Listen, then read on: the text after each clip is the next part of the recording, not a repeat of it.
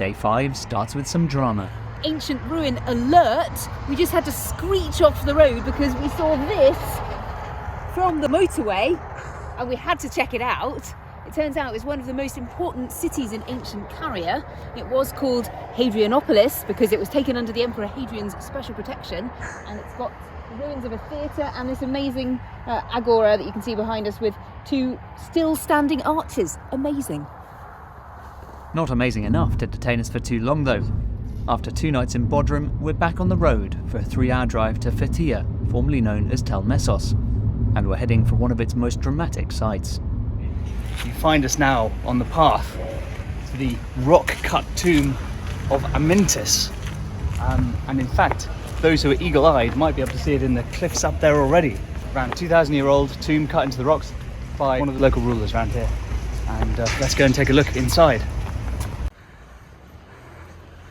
And that is the Amyntas tomb.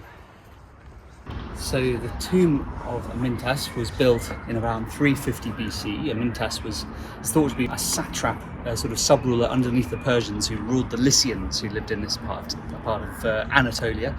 And of course, the Wikipedia entry, which is what this is all based on, says not to confuse it with Amyntas I of Macedon, because that would be an amateur mistake. Please don't do that. It's just like, you've got to know your stuff, okay, if you're going to come here. So yeah, let's have a look inside. There we go. To be honest, there isn't much inside, but it's worth coming up here just for the view. Look at that. Beautiful. While the tomb of Amyntas is perhaps the most famous, there are thousands of others just like it dotted around this part of Turkey. Our next stop is a short but steep drive over the mountain to the remains of a village with a dark past. Its remains may look pretty ancient, but in fact the village was abandoned only around 100 years ago. These are the ruins of Kayakoy, or what was called Leivissi, and up until the beginning of the 20th century Greeks and Turks lived together here in harmony, and you can read about it in Louis de Bernières' book Birds Without Wings. But during World War I, the invading Greeks were eventually pushed back by the Turks, and when that happened, Orthodox Christians community were also pushed out with them. Lots of forced marches and population swaps, as it was euphemistically called. And unfortunately this village was a victim of that, and you can see the results all around us. It's been abandoned ever since. One of the best preserved buildings is the village church. In his book, de Bernières imagines the desperate moment when the Christians were ordered to leave, with the priest taking the icon of the Virgin Mary and carrying it at the head of the ragged column of refugees.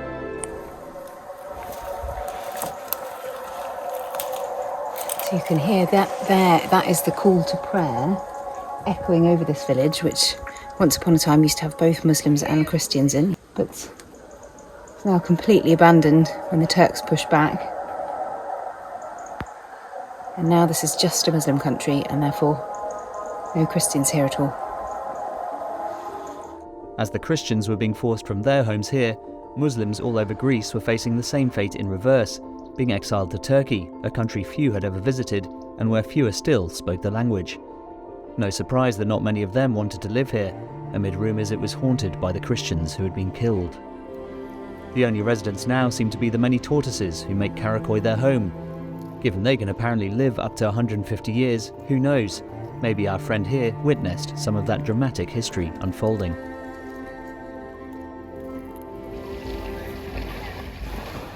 Just 20 minutes round the coast and we're back in modern beach resort Turkey, complete with paragliders.